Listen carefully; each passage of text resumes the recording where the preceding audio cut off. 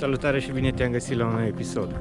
Eu sunt Cristian și după cum bine v-am obișnuit, v-am pregătit un nou traseu de drumeție, care din păcate pentru cei mai leneși nu o să poată fi parcurs și cu mașina, dar este un traseu foarte accesibil, se poate ajunge foarte repede la el din Cluj-Napoca, aflându-se la o distanță de aproximativ 20 de km. Este vorba de un traseu prin cheile Turenilor, sau cheile Turului, cum mai sunt numite de către localnici, o arie protejată cu o suprafață de aproximativ 25 de hectare și o lungime de 2 km. Formarea acestor chei se datorează râului Valea Racilor, care a săpat în calcarele din zonă, din partea de nord, în naștere acestor formațiuni.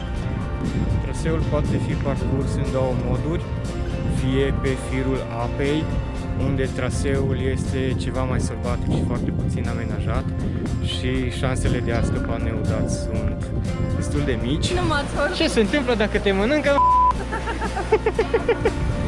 De asemenea, s-ar putea să aveți nevoie de echipament, pentru că sunt zone care se merge pe cablu.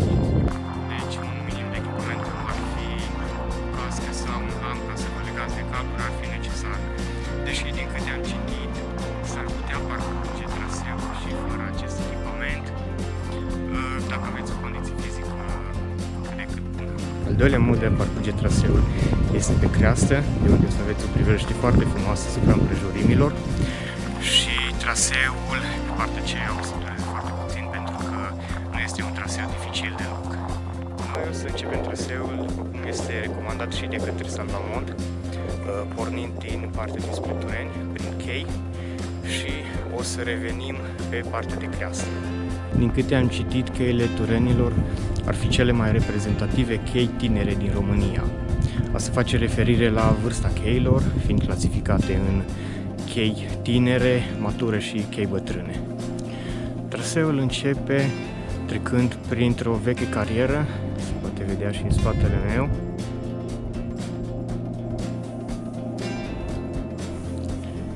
și o să urmăm firul apei pentru aproximativ 2 ore, după care, odată ajunși în cealaltă localitate, în Copăceni, de acolo o să ne întoarcem pe partea de creastă, de unde traseul o să fie mult mai scurt ca durată. De-a lungul cheilor se găsesc aproximativ 20 de peșteri, sper să fie și accesibile să le putem vizita, și de asemenea 2 cascade, deși sunt cam mici, cam de 1 metru, dar are și niște poze frumoase cu expunere lungă.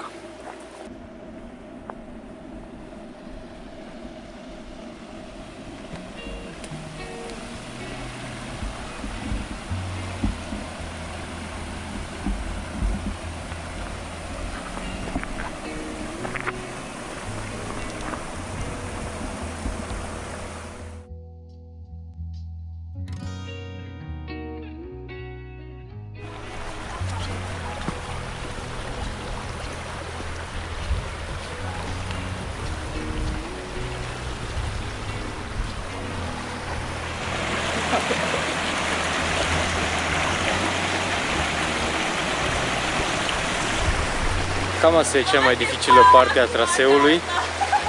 Pare destul de periculos, dar dacă te ții bine, e ok.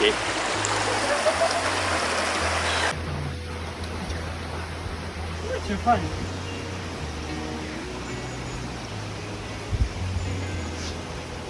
Da, îți solicită brațele.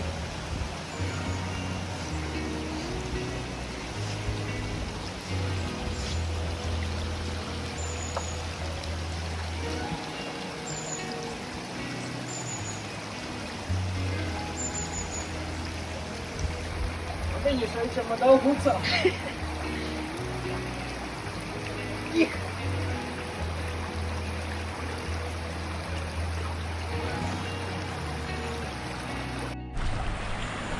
Ok, deci după ce am trecut porțiunea aceasta, pot spune că e destul de dificilă, trebuie să ai condiție fizică bună, să te ții tare în mâini de cabluri, dar mai sunt și alte variante, cum ar fi aici pe pietre sau puțin mai în jos,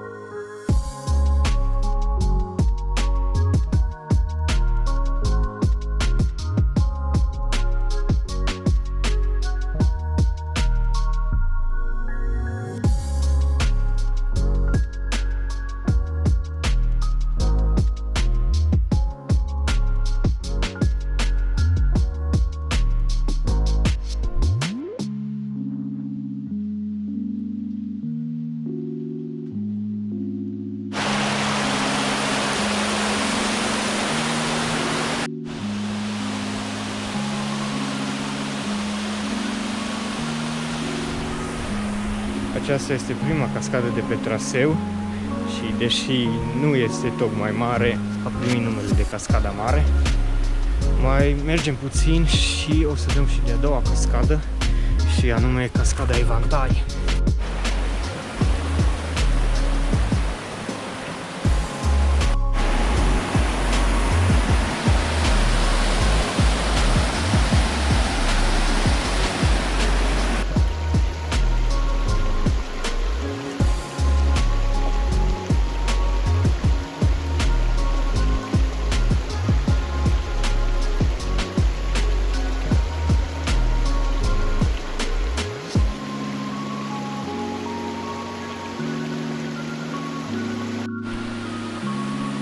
Aceasta e cea de-a doua cascadă, Cascada Evantai.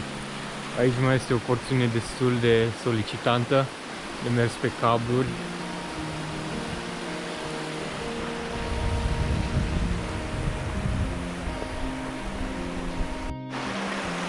Acolo sus se poate vedea una dintre peșteri. Pare că este și ceva frânghie ca să poți urca. Deci ar fi cam solicitant. Noi o să dăm skip de data aceasta.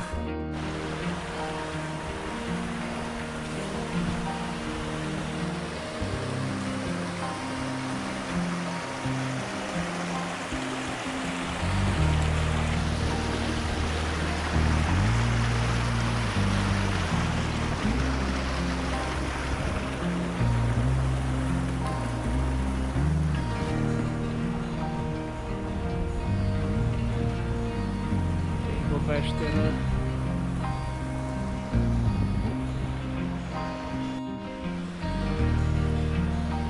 Sunt aici câteva panouri informative cu specii de păsări care pot fi observate în chei. Din câte am auzit și noi pe parcursul traseului, sunt destul de multe păsări. Aici avem și câteva specii de fluturi, plante.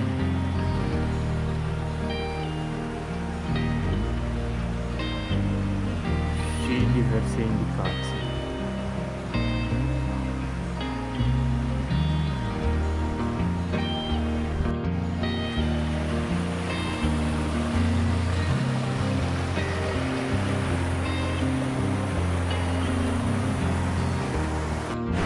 Să fiți atenți că puțin mai în față de panourile informative, cam după vreo 20 de metri, traseul se desprinde de râu.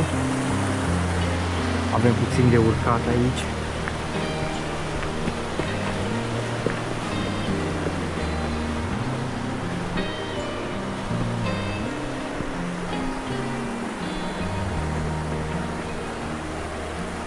Din păcate ceața persistă și nu avem o priveliște prea frumoasă asupra cheilor. Să sperăm că o să se mai ridice până la finalul traseului.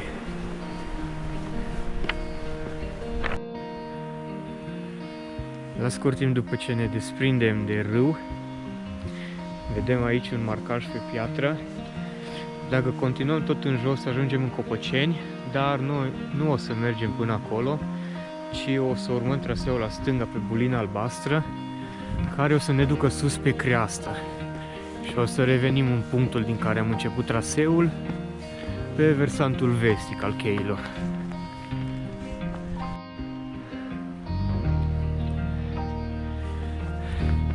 Chiar aici după stâncă, facem stânga, o să mai vedem câteva marcaje.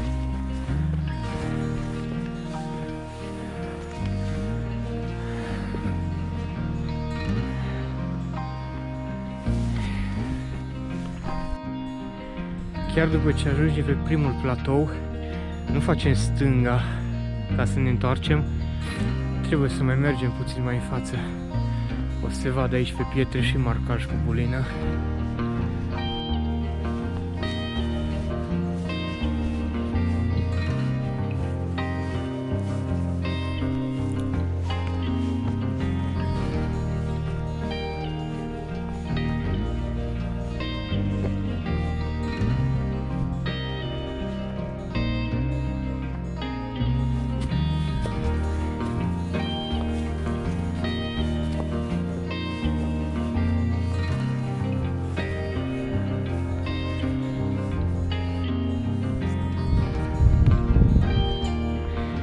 pe piatră avem marcajele care ne indică că facem stânga, marcăm puțin și începe să ne întoarcem din punctul în care am început.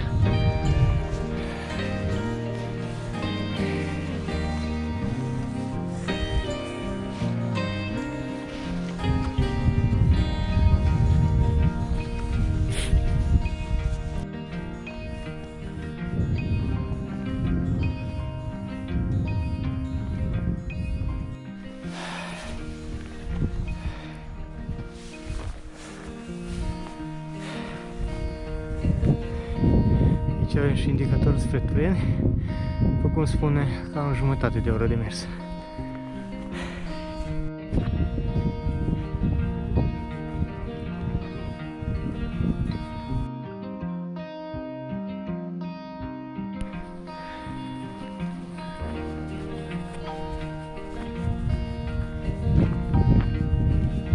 Ne apropiem și de finalul traseului. Din păcate nu prea am avut noroc cu vremea. Parte de coamă am avut parte doar de ceață, dar oricum e destul de greu să vă pierdeți. Dacă țineți coama, ajungeți unde trebuie.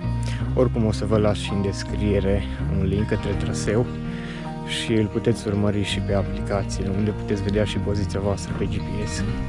Cam atât am avut să vă arăt pentru episodul de azi.